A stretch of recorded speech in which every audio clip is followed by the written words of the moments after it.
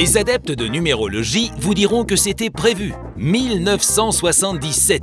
Le nombre 7 symbolisant la fin d'un cycle qui engendre un nouveau départ, il ne fallait pas chercher plus loin en cette année de double 7 pour justifier du nouvel élan qu'allait vivre la viticulture du Roussillon. Les plus pragmatiques diront simplement qu'après la guerre et des années de privation et de restrictions, la viticulture française, comme le reste de l'économie, mise sur un nouveau départ. Il faut moderniser la production et la commercialisation du vin, mais le faire sur de nouvelles bases, en évitant de reproduire les erreurs du passé.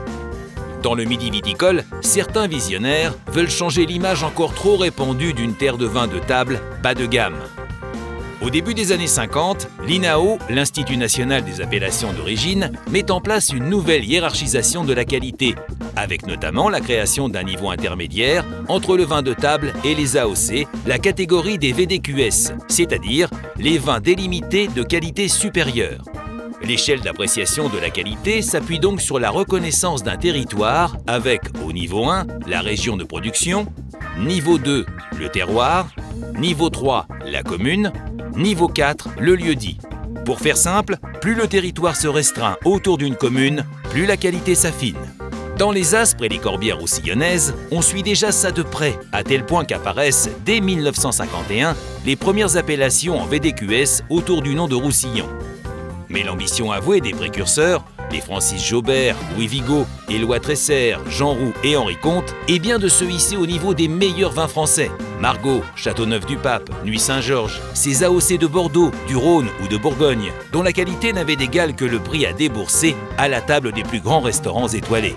Oui, dans les années 70, avant la création des VDQS, il était impossible, sauf quelques exceptions, de trouver dans un restaurant du département une bouteille de vin du Roussillon. On était avant tout une terre de production de masse, avec les vins doux vendus en vrac, qui rapportaient convenablement. Quant au vin sec majoritairement fait de Carignan, il était également vendu en vrac par les grossistes. On était bien loin de ce qui se fait aujourd'hui. Il nous arrivait de faire des voyages dans les autres vignobles français, Bordeaux et Côtes-du-Rhône notamment, et l'on voyait comment le vin en appellation d'origine contrôlée était valorisé en bouteille. Ça nous a donné quelques idées. Et on a réussi parce que mal nous connaissait. L'INAO avait mis la barre haute, mais il savait que les terroirs du Roussillon étaient prometteurs. En d'autres mots, ce n'était pas gagné d'avance, mais le jeu en valait la chandelle. En fait, la reconnaissance en appellation, c'est pas une fin en soi, c'est au contraire un début. C'est-à-dire que c'est à partir de là où il y a une prise de conscience que on a quelque chose de différent des autres et que ce quelque chose, il faut le travailler, il faut le faire progresser.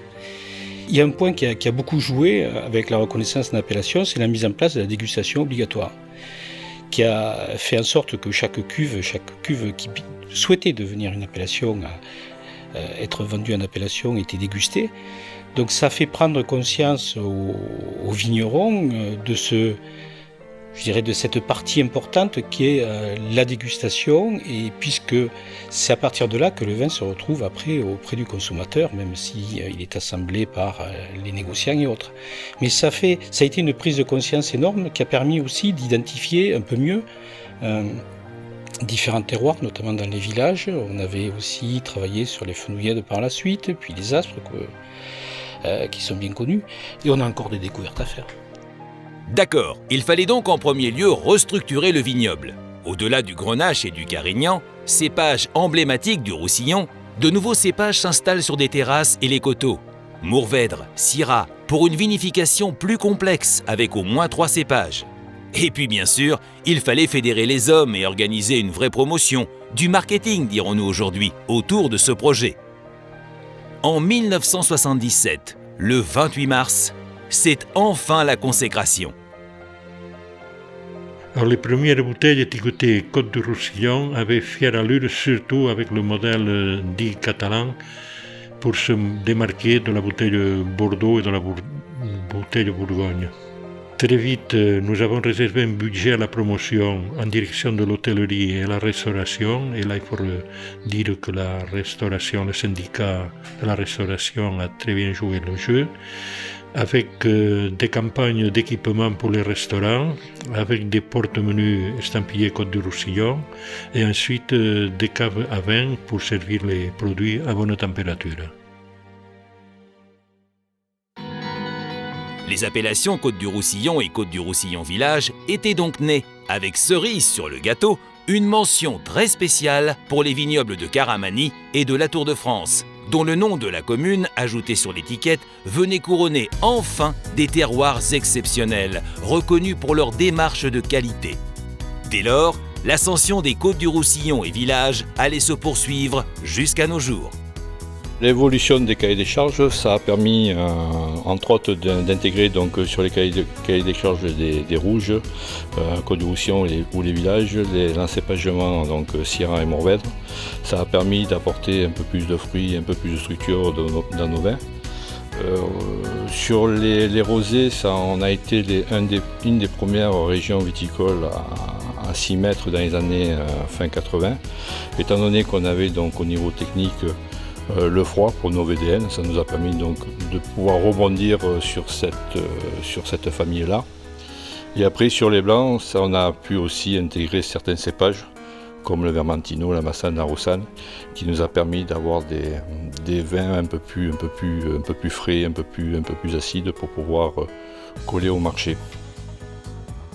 Et du coup, ça nous a permis aussi de pouvoir intégrer certaines techniques viticoles comme mettre la vigne sur du palissage. Ça nous a permis aussi de pouvoir être un peu plus compétitif au niveau de nos techniques culturales. Maintenant, ce qui reste à voir depuis très peu aussi, par rapport au changement climatique, donc on ne se ferme pas la porte à d'autres cépages.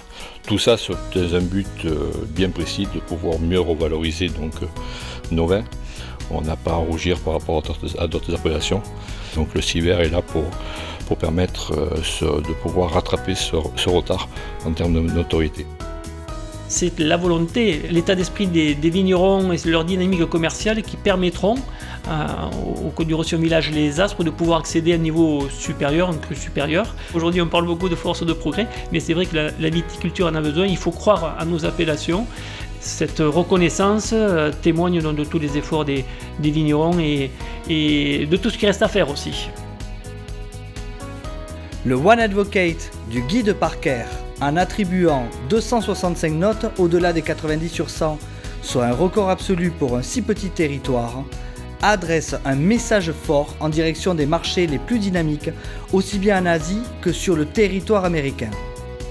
Un succès initié il y a 40 ans et qui vient récompenser enfin le travail acharné de vous toutes et tous, créateurs de vins singuliers. 40 ans pour passer de l'ombre à la lumière et tirer le meilleur parti de la richesse de l'infiniment Roussillon.